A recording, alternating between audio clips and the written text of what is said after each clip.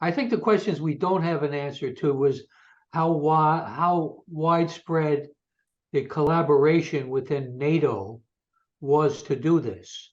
We know that Norway was on board. We know that the United States certainly was running this, but we don't know to what extent other NATO countries were foolish enough to get involved in this kind of exercise.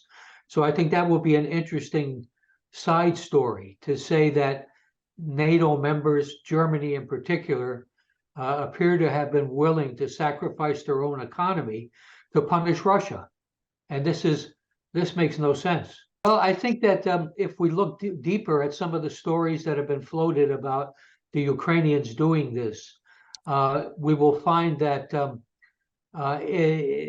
if it is true that the stories originated with the Ukrainians, this will somehow be seen as a move to get NATO involved in the war against Russia.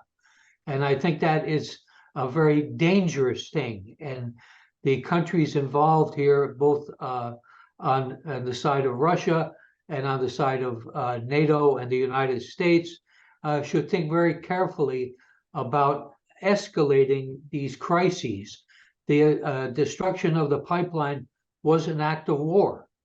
The United States or none of its friends were at war with Russia, and yet they destroyed an asset worth billions of dollars.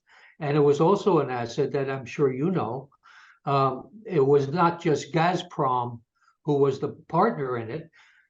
It was the major partner, but there were other countries or other companies from Western Europe, Germany, for example, Denmark, Sweden, that were involved too. So they lost a lot of money and they had a lot of damage done to their infrastructure. So this is an interesting story if we ever find out the truth.